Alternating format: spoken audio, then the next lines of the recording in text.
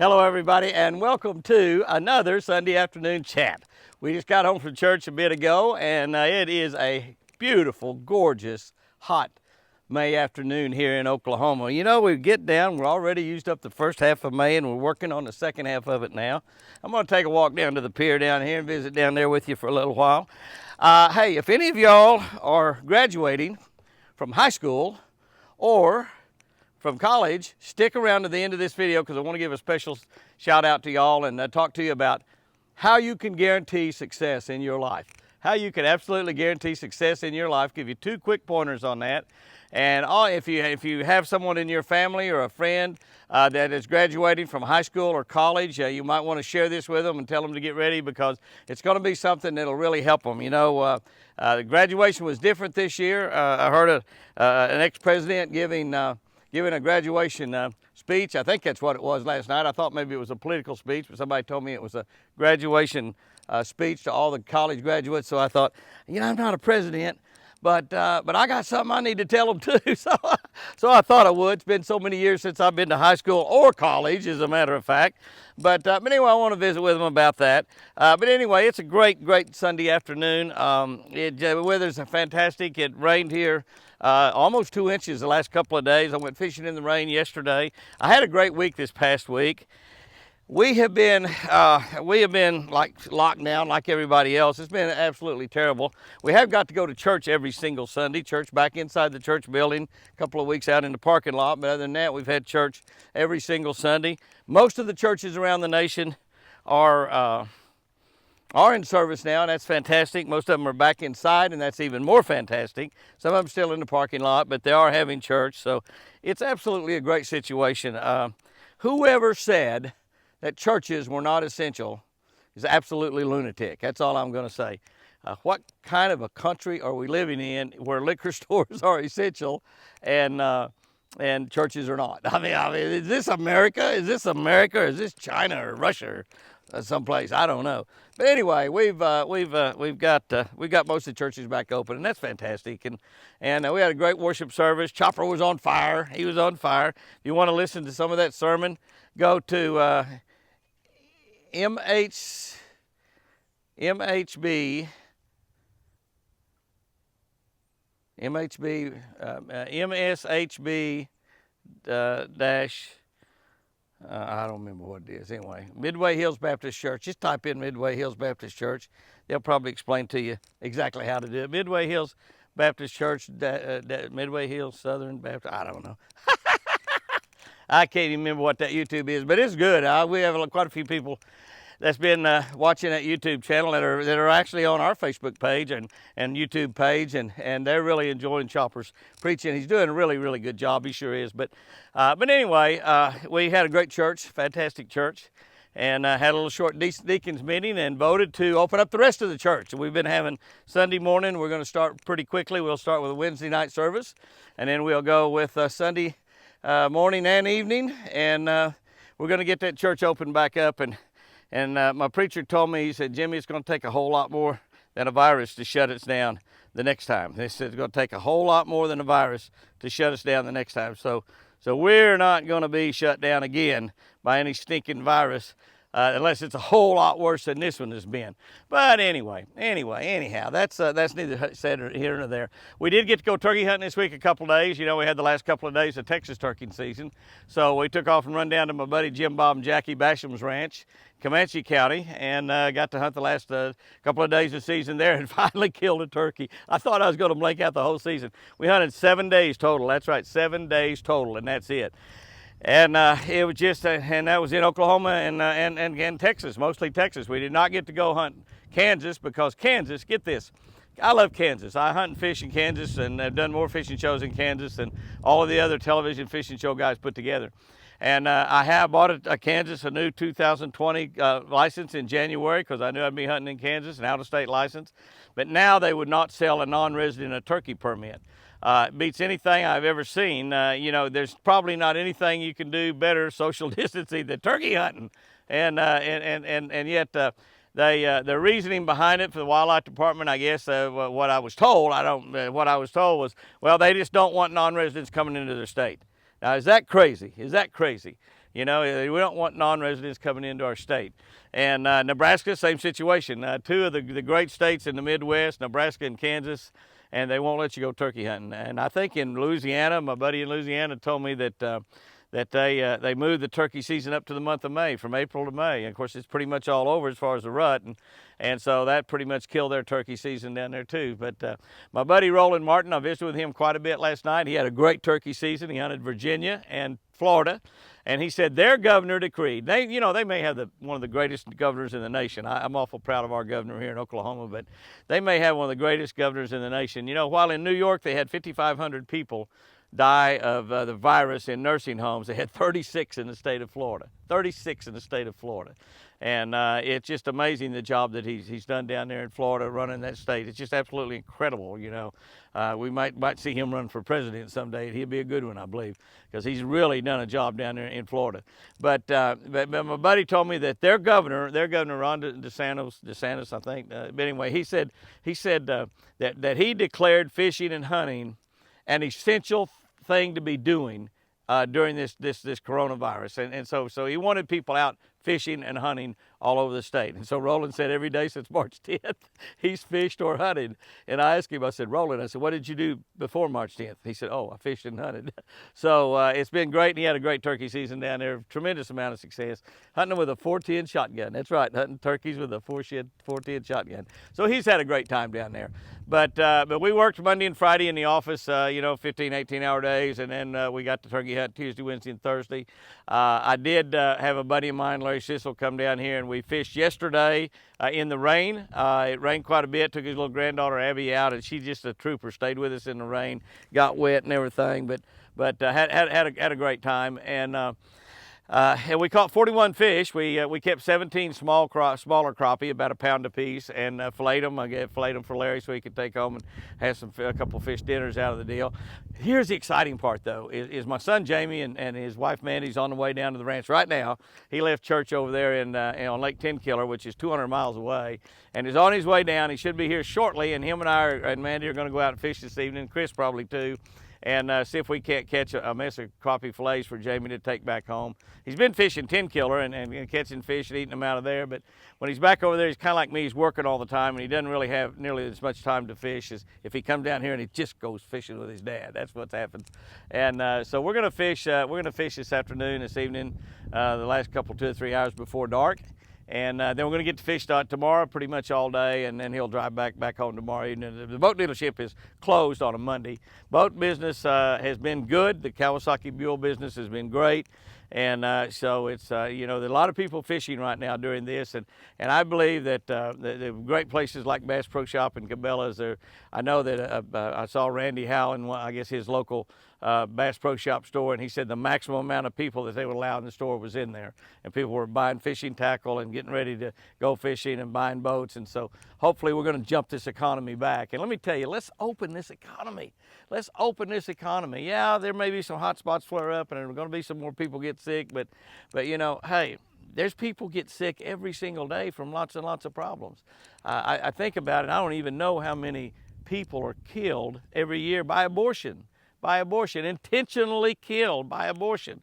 Probably way more than what's been killed by the coronavirus and the flu and several other things put together, I'd guess. I don't even know what the figure is, but it's got to be up there pretty high. Some of you probably know that, but anyway, we've got to run this country. We've got to get out there and put people back to work. And I know a lot of people now have taken the advice of the House of Representatives and just quit work. I mean, they just quit work. And I got a solar bath, the people that make the Jimmy Houston sunglasses. Gary is an optometrist, and he said he had 4 people working in his optometry shop, and when all this started, they just quit. And he put the out to hire 4 more employees, and through all of this, he's only had 4 or 5 people even apply.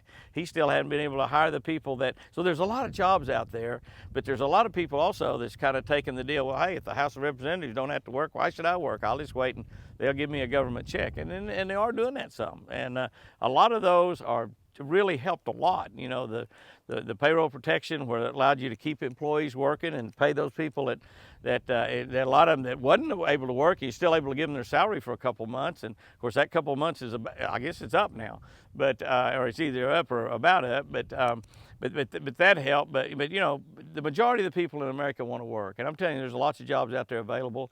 If you're unemployed right now, there's a lot of places. I saw Cane's Chicken, Raising Cane's Chicken, going to hire 5,000 more employees right now. They never shut down at all during this thing. So anyway, but we're going to have a great week. Jamie and I are going to get to hunt, are going to get to fish this afternoon and tomorrow. Got another guy coming in that bought a trip from the Oklahoma Sports Hall of Fame.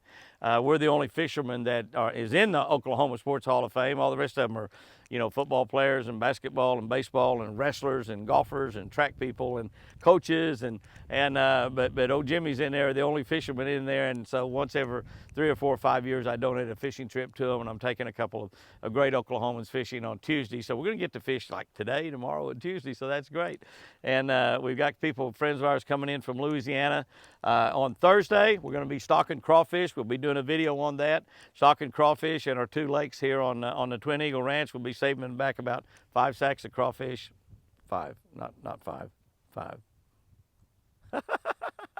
But we'll be saving back about 5 sacks of crawfish and having a giant crawfish boil. These guys are you know, Louisiana, they're coonesses, and they're definitely, you know, they know how to cook crawfish.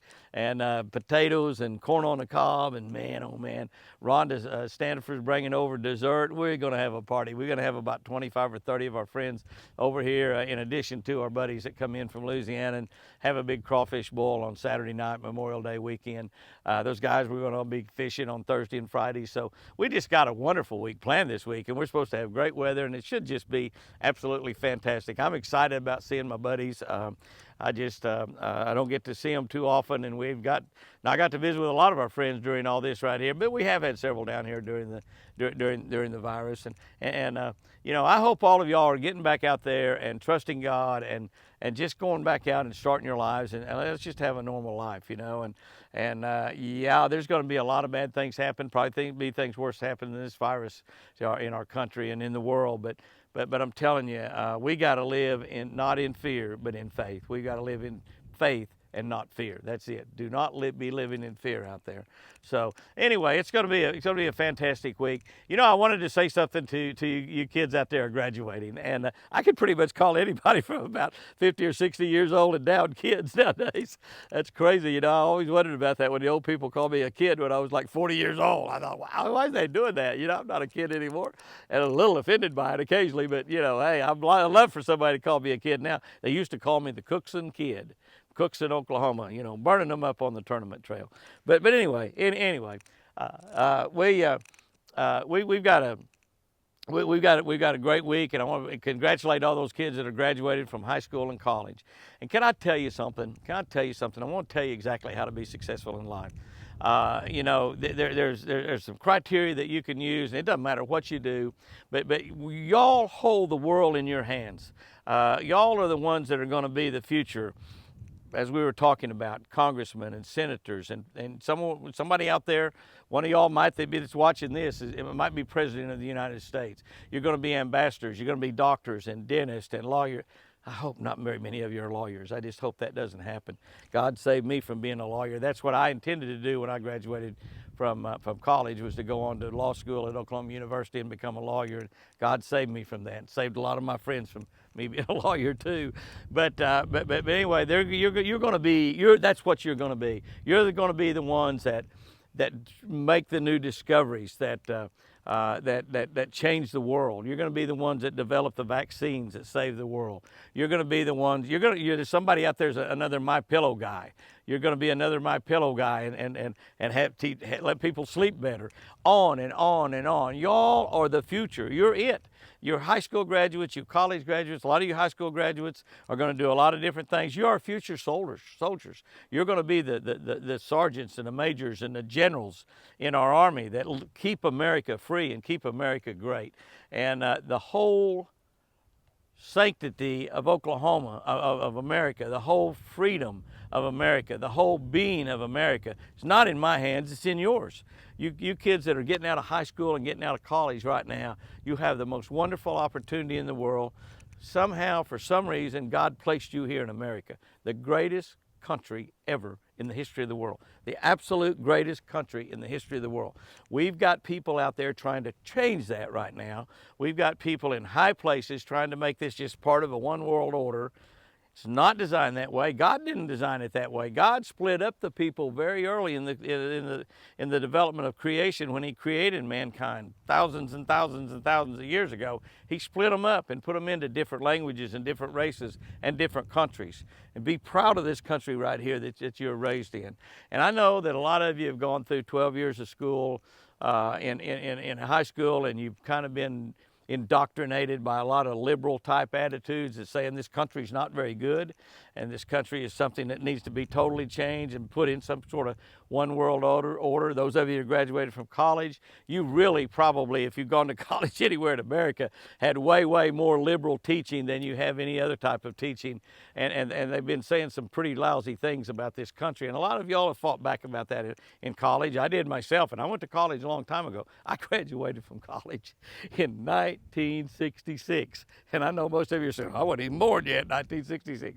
1966, I graduated from college. High school, 62, college, 66. Now, that's 1966, not 1866.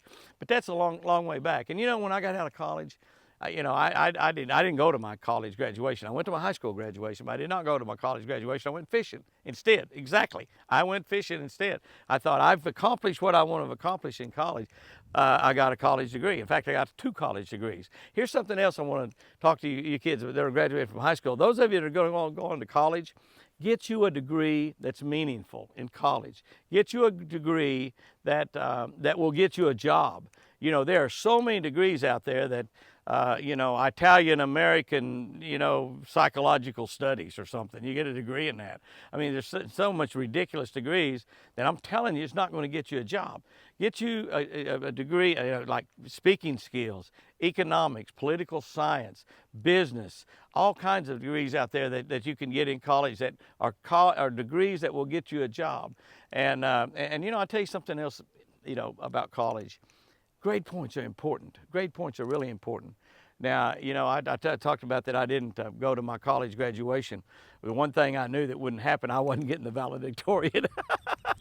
I knew I was not valedictorian. Had I been valedictorian, it'd have been a tough decision between going and getting that valedictorian award and going fishing. I probably might have still gone fishing. I don't know, but I didn't get that. I knew I wasn't going to get that. I was close though. I was really close, but I didn't get it.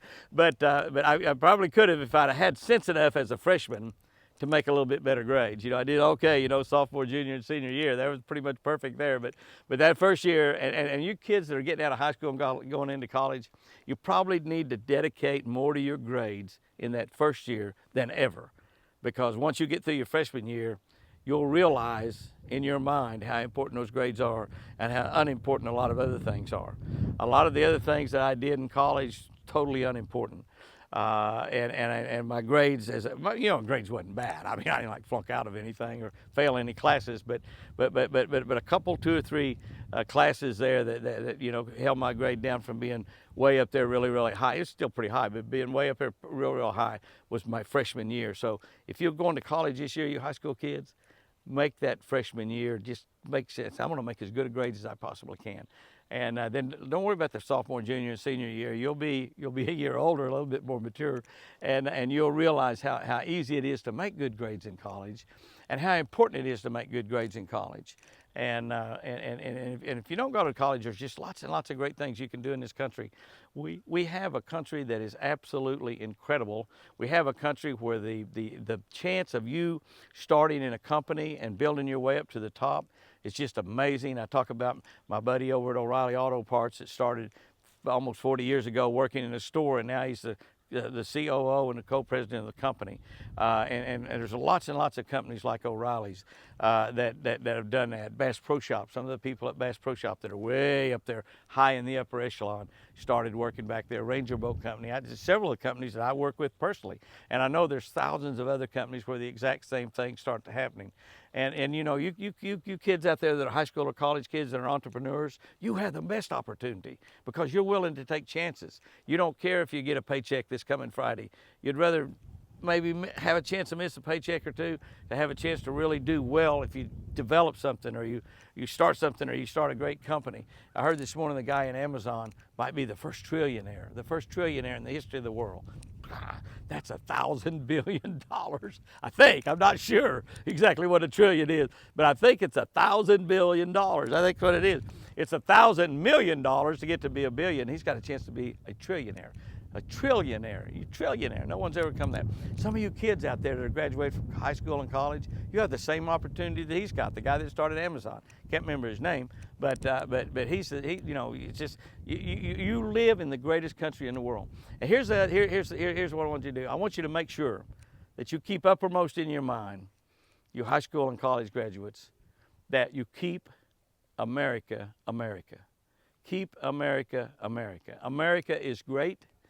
America was great before Donald Trump said, make America great again. We were a great nation. We had problems, but we were a great nation before he made that slogan. America is great. It's the greatest country in the history of mankind, and it still is, even with all the problems and the things and the shutdowns and lockdowns and people trying to take away our freedoms and on and on and on. It's still the absolute greatest country in the world. And it's up to you. You high school and college graduates that are graduating right now, you're the ones that need to keep it that way.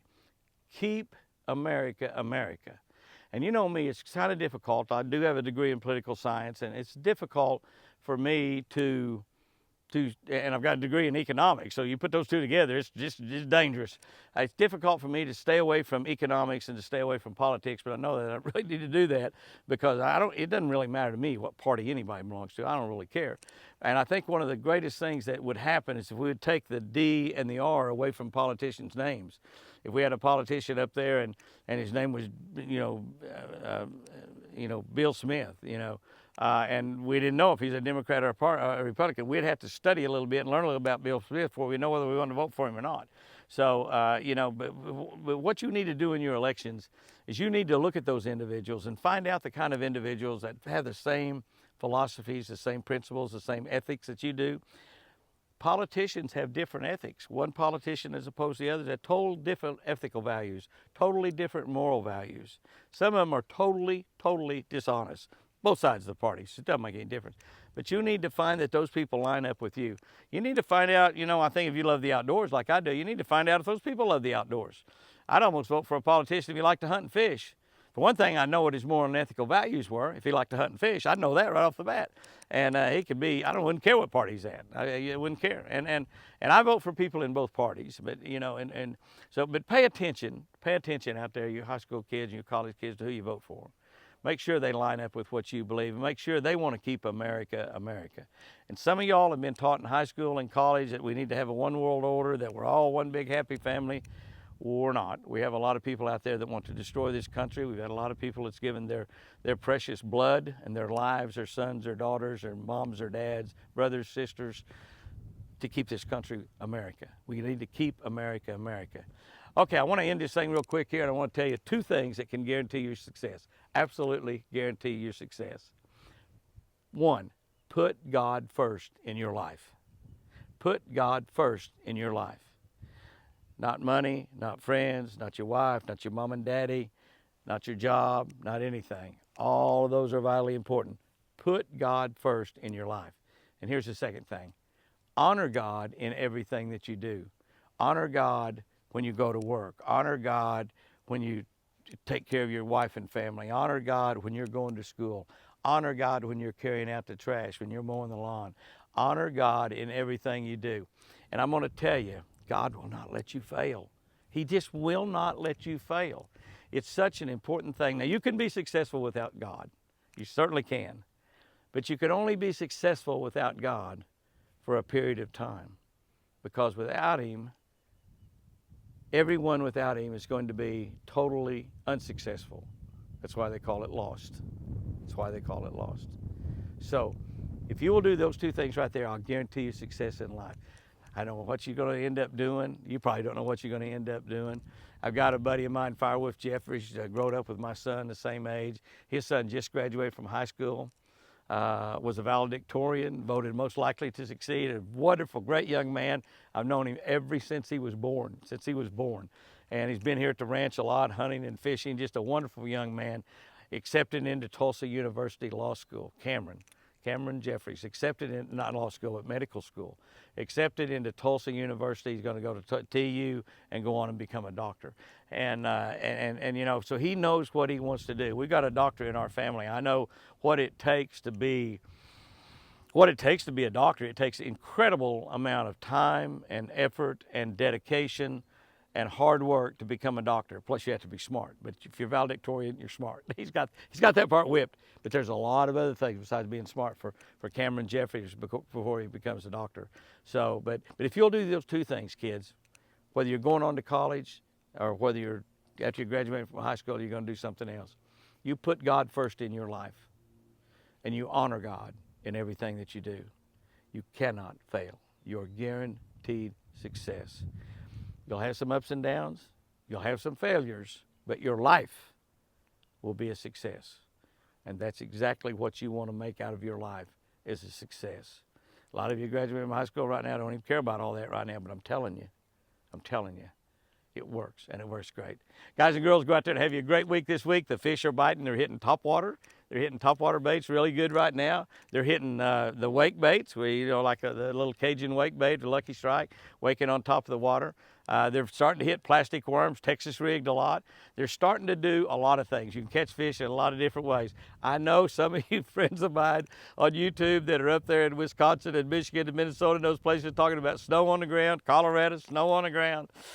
I've been telling you spring is coming. I'm still going to keep telling you it will. It happens every year.